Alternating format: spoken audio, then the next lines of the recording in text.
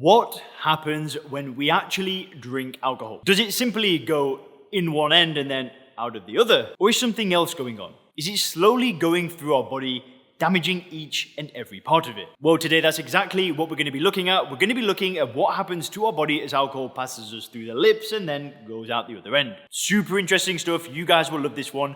Make sure to stay tuned. Now, just before we get into this, guys, if you want my personal help stopping drinking and you want to join the Soberclear program, where we really focus on reframing how you view alcohol, and then we use coaching and have a community of like-minded business owners and professionals to do this with, click the link in the description and you and I can book a call and see if this program could be a good match for you. If you want more details on how things work, head over to soberclear.com. You can check out reviews. There's a few videos to watch on the website, a bit more information there. But if you also just want to get on a phone call and see if it could be a good idea, then please just click the link in the description, grab a time, and let's have a conversation. And now, back to the video. So at the first stop, we've got the mouth. So alcohol travels through the body very quickly. The first point of contact with your body is obviously with the mouth, and then the throat, and then the esophagus. Now, as soon as it comes into contact with those areas, the alcohol molecules start killing off some of the cells. In response, stem cells in deeper layers of the tissues start to divide and make new cells. In the process of dividing, they inevitably make some DNA copying mistakes. Over time, these DNA mistakes accumulate in the mouth, the throat, and the esophagus. This dramatically increases heavy drinkers' risk of developing cancer. Another problem is that heavy drinkers also tend to smoke tobacco. And these people who both drink heavily and smoke increase their risk of mouth cancer by up to astonishing 30 times. That is a 30 times higher risk of developing cancer compared to people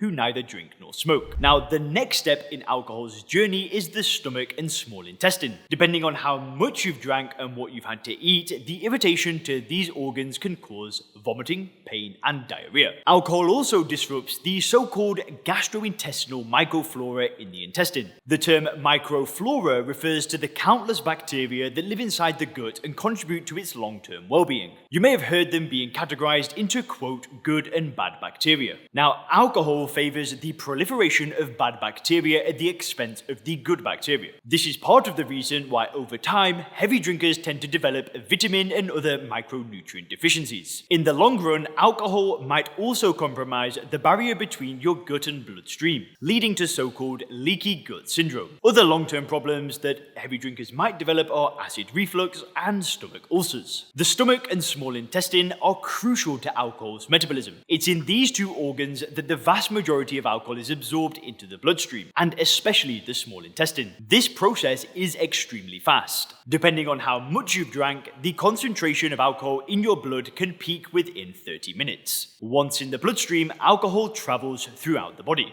Once it enters the bloodstream in sufficient concentrations, alcohol has two major unwanted effects. It increases heart rate and raises blood pressure. Both of these effects resolve after the alcohol has left the system. With time, however, heavy drinkers can start to suffer from a permanently elevated blood pressure. In other words, regardless of if they've had a drink or not, their blood pressure is raised above normal. Unfortunately, high blood pressure is very strongly linked to increased mortality. In other words, it increases your chances of dying prematurely. It can also lead to various problems with the heart, the eyes, and kidneys. Heavy drinkers can also suffer from heart arrhythmias. Now, alcohol is able to bypass one of our body's most elaborate defense mechanisms, the blood-brain barrier. This barrier actually consists of several different components, but they all work together for the same goal, protecting the brain from unwanted or toxic substances. Once inside the brain, alcohol activates a particular type of receptors called GABA receptors. These receptors are specialized structures on the surface of our brain cells that are used to transmit signals to other cells. And as the name suggests, they are supposed to be activated by a molecule called GABA.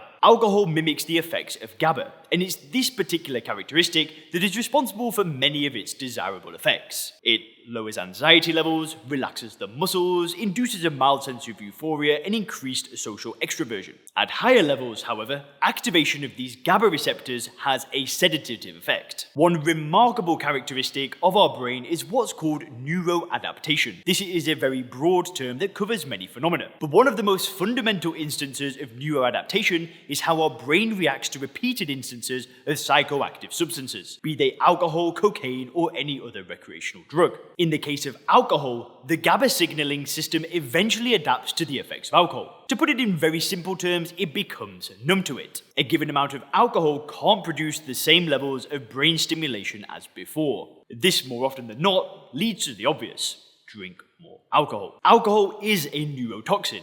In other words, a substance that is toxic to your brain cells. Surely it's not anywhere as bad as some other neurotoxins, but because drinkers consume enormous quantities, over time, the damage piles up. The end result of years of heavy drinking is a dramatic decline in the total number of brain cells. This will impact the cognitive abilities of drinkers, especially in areas like memory, coordination, and decision making. Now, after alcohol has completed its destructive tour of the body, it's time to get rid of it, or metabolize it, as the biologists would say. Now, there are several different biochemical pathways by which alcohol is metabolized, but by far the most important of these takes place in the liver. Unlike other organs that do one thing and one thing only, the human liver is kind of like a jack of all trades. It has various functions, but one of the most important ones is to filter the junk molecules out of the blood, break them down, and then send them onto the kidneys so then you can then flush them down the toilet. And as harmful as alcohol can be in other parts of the body, it pales in comparison to what it does in the liver.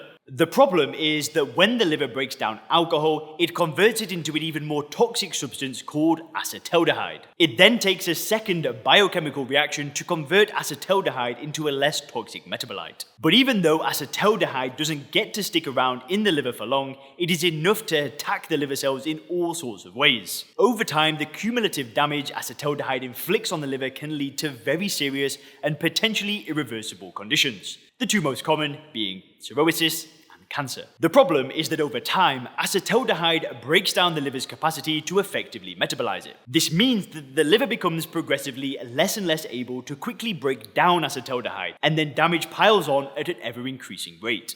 So whilst beer makers like to market their products as the ultimate way to quench your thirst, the reality is very different. All alcoholic drinks, including beer, eventually make you thirsty as hell. This is because alcohol is a so-called diuretic. In other words, a substance that makes your body expel a lot of water. This is why you want to go to the toilet so frequently after a few drinks. Because, as a society, we tend to consume most of our alcohol in the evening or late at night, most drinkers will have to wake up in the middle of the night to go to the toilet. The problem is, by that point, alcohol's sedative effects have largely worn off. It no longer makes you sleepy. On the contrary, it makes it very difficult to fall back asleep. This is because alcohol messes up the so-called sleep cycle. This is a repeating cycle that lasts around 90 minutes and consists of light and deep sleep phases. Now, we go through multiple sleep cycles over the course of the night. During the first part of the night, alcohol promotes the deep sleep phase at the expense of light sleep. But by the second half of the night, light sleep is promoted at the expense of deep sleep. As a result, it's often very difficult to fall back asleep once you've got up in the middle of the night. And this is why disturbed sleep and sleeping disorders in general are one of drinkers' most common complaints. The following morning is the worst part of the drinking experience. Though this lasts longer than the acute intoxication stage where you're tipsy and potentially in a good mood, you won't ever see it mentioned in beer commercials, or any alcohol commercials for that matter. And I'm talking, of course, about the hangover. The main symptom of the hangover is the crippling headache that is just impervious to painkillers.